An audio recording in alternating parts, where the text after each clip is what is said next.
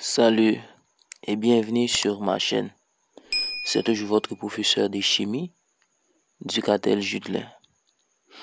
Aujourd'hui, nous allons passer un petit temps ensemble pour résoudre un petit problème dans le chapitre stoichiométrie. Le problème que j'ai choisi, c'est un problème du bachelier parce que ce problème a déjà mentionné dans un examen passé. Alors, que dit le problème? On déduit 50 g d'oxyde de fer 3 par 20 g d'aluminium. Tout simple. La première question, c'est écrire l'équation de la réaction. 2. Dresser le tableau d'avancement de la réaction qui précise à l'état final un bilan des matières. 3. Préciser le réactif limitant. Et ensuite, calculer la masse du métal formé. Dans ce cas, la première chose qu'on doit faire, c'est de généraliser le problème. C'est-à-dire, mettez en données les informations données dans le problème. On nous a donné 50 g d'oxyde de fer 3 et 20 g d'aluminium. Et la première chose qu'il nous demande, c'est d'équilibrer l'équation ou encore écrire et équilibrer l'équation de la réaction. Fe2O3 réagit avec l'aluminium, ça nous donne Al2O3, communément appelé oxyde d'aluminium, plus Fe, le métal qui se forme. Maintenant, pour équilibrer cette équation, puisqu'on a DFE dans le réactif, on passe dans le produit par 2. Et on a 3 oxygènes et 2 aluminium au produit, on passe par 2 dans les réactifs.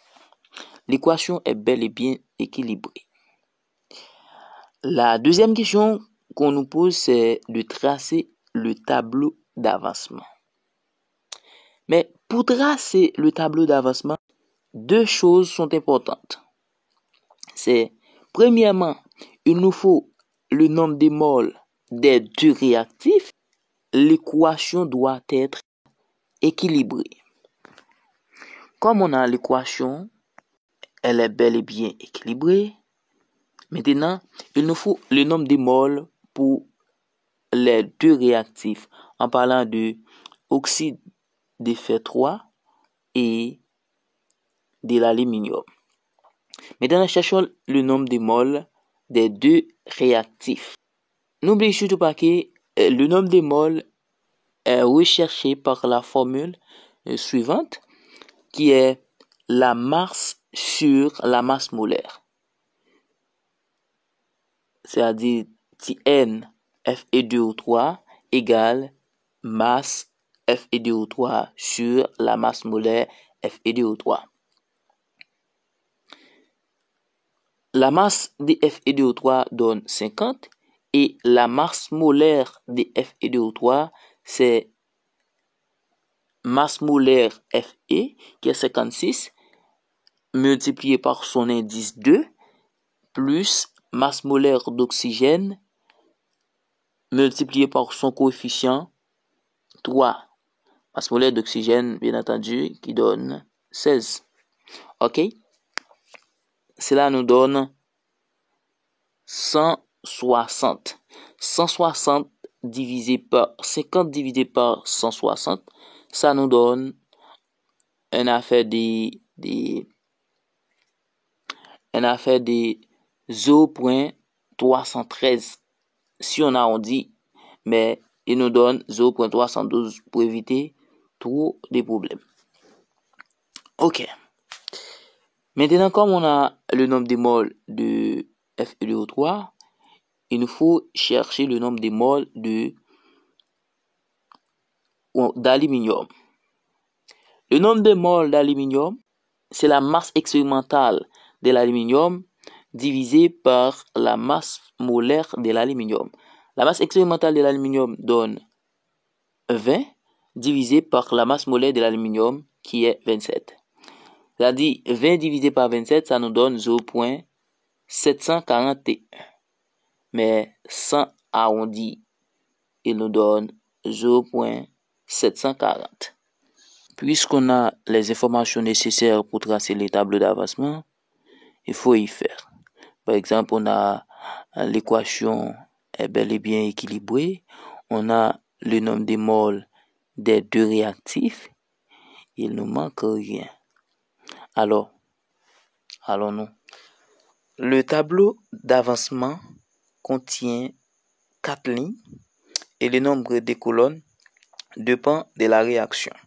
Si la réaction ayant 2 produits et contient 6 colonnes, dans les cas où il y a un seul produit, le tableau contient 5 colonnes.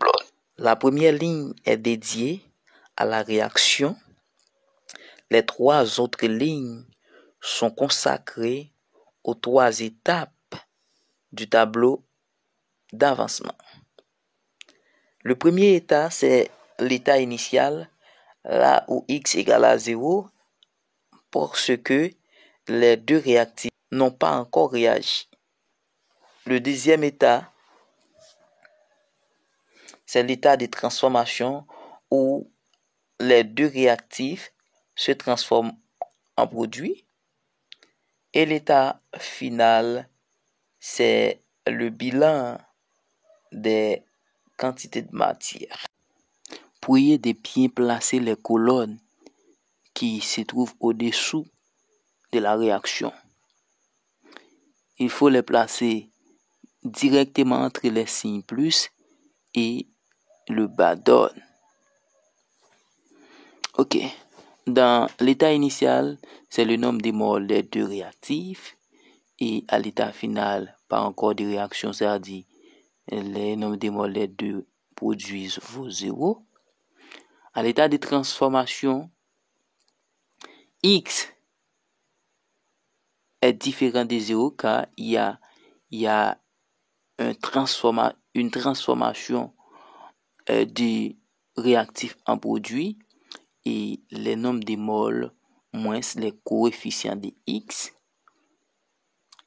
Au produit, ce sont les coefficients qu'on ajoute en multipliant par X. X désignant l'X max. X max, c'est la plus petite valeur positive entre ces deux réactifs. Maintenant, lorsque nous égalons les deux quantités de matière à 0, la plus petite valeur qu'on obtient, c'est celui l'X max. Et venons. Par exemple, on égale 0,312 moins son coefficient de X max. Lorsqu'on tire X, on obtient 0,312.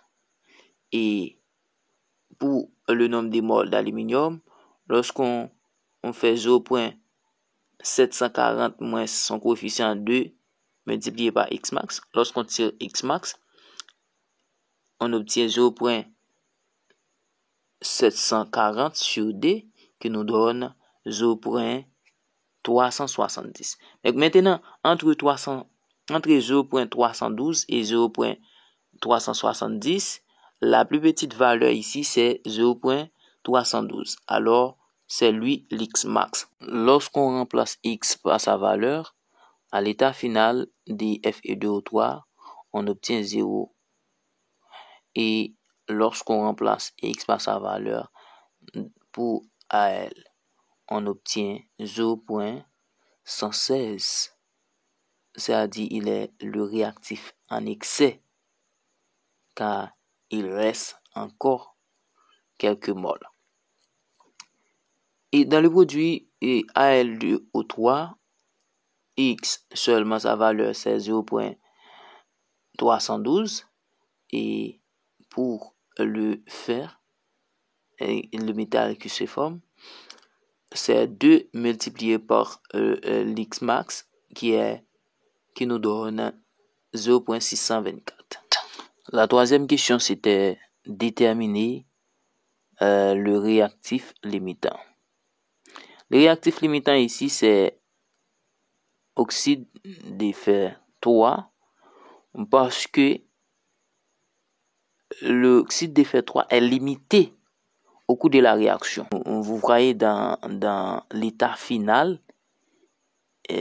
son nombre de moles vaut 0, c'est-à-dire ce réactif est fini dans la réaction.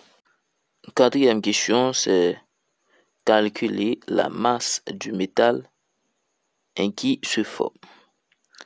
Ici, le métal qui se forme, c'est le fer.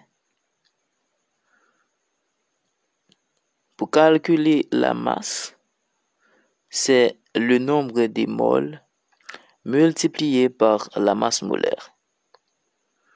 Pour les métals ici, c'est le nombre de moles du fer à l'état final multiplié par sa masse molaire qui vaut 56. Donc, masse du fer égale, c'est nombre de moles du fer multiplié par la masse molaire du fer. Et la masse du fer égale, c'est le nombre de moles qui vaut 0.624 multiplié par 56. Cela nous donne une affaire de 34.94 grammes. On a mol au numérateur, mol au déno. On simplifie, on obtient seulement grammes. Alors, n'oubliez pas de s'abonner pour plus de vidéos. Ciao.